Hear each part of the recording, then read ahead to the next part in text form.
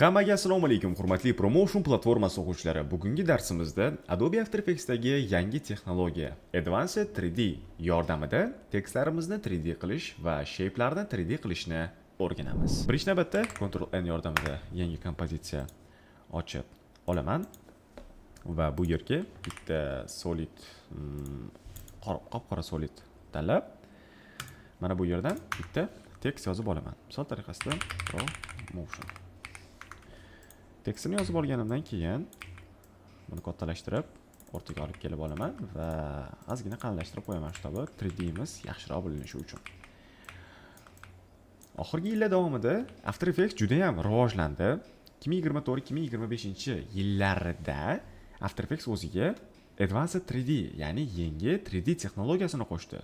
Ya'ni bu yerga GLB va GLTF obyektlarni olib kirgan holatda Blenderda qilinadigan animatsiyalarni Afterda ham qilish imkoniyati paydo bo'ldi.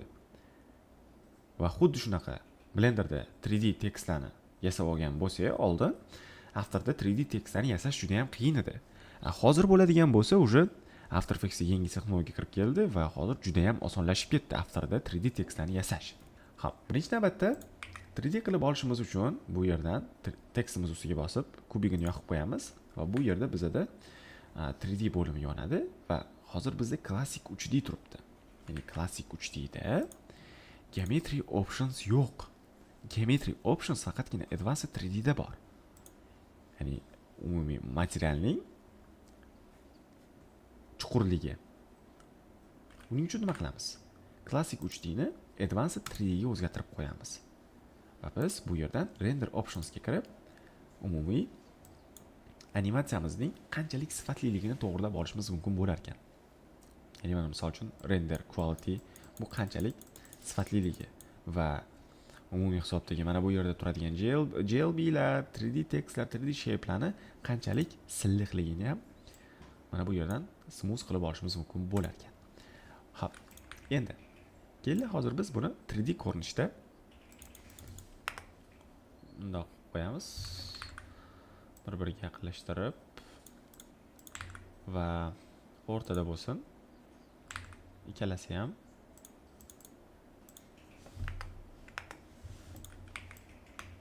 Anchor pointini o'rtaga olib kelib olaman.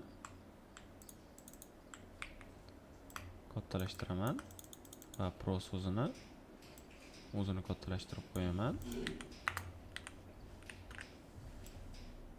Chiroyliroq bo'lsin.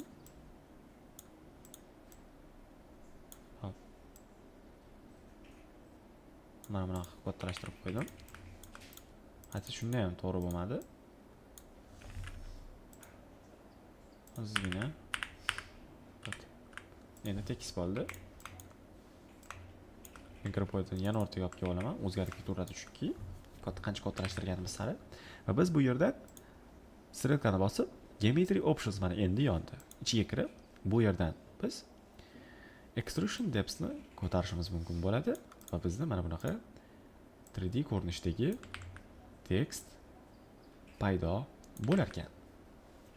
Va biz bu 3D tekstni mana bu yerdan ko'rinishini qanaqa stilda bo'lishini o'zgartirib olishimiz mumkin bo'lar ekan. Misol uchun yumshoqroq mana bunaqa ko'rinishda qanaqadir sharsimon bo'lishi mumkin yoki mana bu yerda canvas mana bunaqa ko'rinishda bo'lishi mumkin. Bu yerdan mana buni to'g'rilab olishimiz mumkin qanchalik mana qanchalik qalinligini. Vot. Misol tariqasida kelaylik, shunaqa ko'rinishda qilib ko'ramiz. Orasini ozgina ochib olaman. Vot. Canvasni ham примерно shunaqa ko'rinishda qilib olaman. Hop. Va biz bu yerdan bemalol Material Optionsdan soyalarni qabul qilib olishi yoki umumiy tashqaridan kelayotgan yorug'liklarni qanchalik qabul qilib olishini mana qanchalik qabul qilib olishini to'g'rilashimiz mumkin bo'ladi. Ya'ni mana yaltirash darajasi mana hozir men umumiy tekstimni anchagina yaltiratib qo'ydim.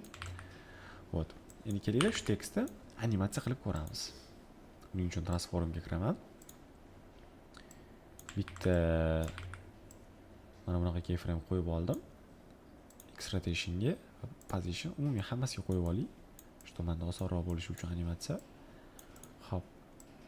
Va pastdan tepaga mana bunaqa ko'rinishda animatsiyani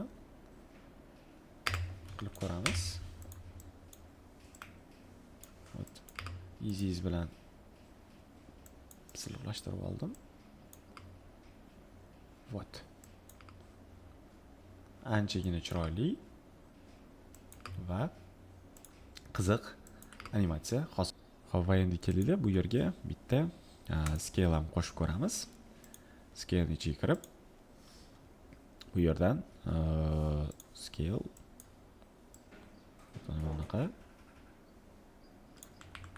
ozgina kichkinalashib kattalashish animatsiyasini berib qo'yishimiz mumkin bo'ladi. Ya'ni kadrga kirib kelayotgan payti mana bunaqa yaqinlashib kirib kelishi uchun.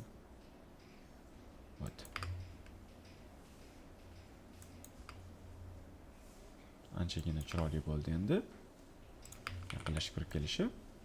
Va endi kelinglar bu yerga bitta shape chizib, ya'ni oddiygina shape ni ham shunaqa 3D ko'rinishga olib kelib qo'yamiz.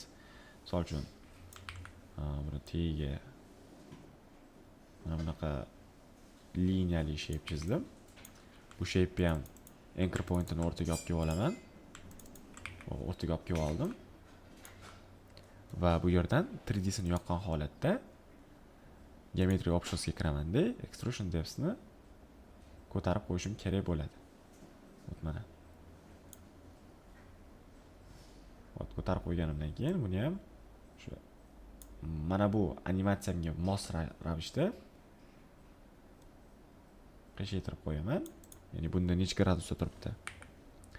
Bunda -20 da turgan ekan. Mana bu yerdan -20 gacha qiyshaytirib qo'yaman. Va buni mana bu yerdan promotion so'ziga ulab qo'yaman va bizda mana bunaqa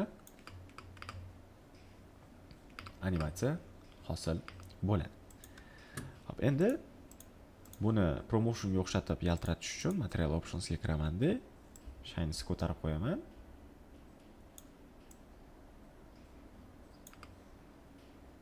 Va promotionga o'xshab yaltirab turadi va extrusion depthni ozgina kamaytirib qo'yaman. Kelinglar hozir mana shu ochib olgan shape'imga bitta rectangle yordamida size'ini o'rtadan animatsiya qiladigan qilib qo'yamiz. Size'ga kirib mana bunaqa keyframe qo'yaman. Muammo chiqyapti, что 0 gacha olib kelib bo'lmaydi. Nimaga? Chunki ozgina extrusion depth qolib ketsa noto'g'ri bo'ladi. Saqlanib qolaman. Вот. Примерно mana shunaqa ko'rinishdan to'lish animatsiyasini va bu chiqayotganda bo'lish animatsiyasini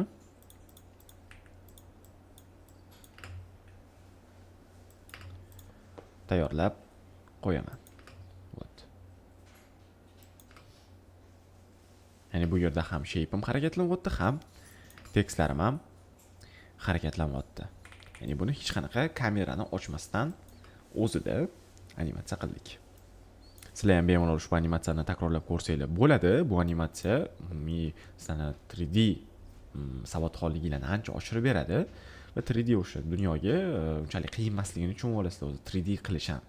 Misol uchun bunaqa tekstlar bilan chiroyli shaxsiy brend uchun yoki qanaqadir ekspertning kontentlarda umuman YouTube uchun ishlatsanglar ham juda ham sifatli va umumiy hisobda chiroyli ko'rinar ekan. Animatsiyani qilib ko'ringlar, takrorlab ko'ringlar, как положено. И storieslarda meni belgilaylar. Men ko'rib, sizlarga fikrimni beraman, feedbackimni beraman. Qayerda xato qilgansiz yoki chiroyli chiqqan bo'lsa, o'zimni storiesimga добавить qilishim ham mumkin bo'ladi.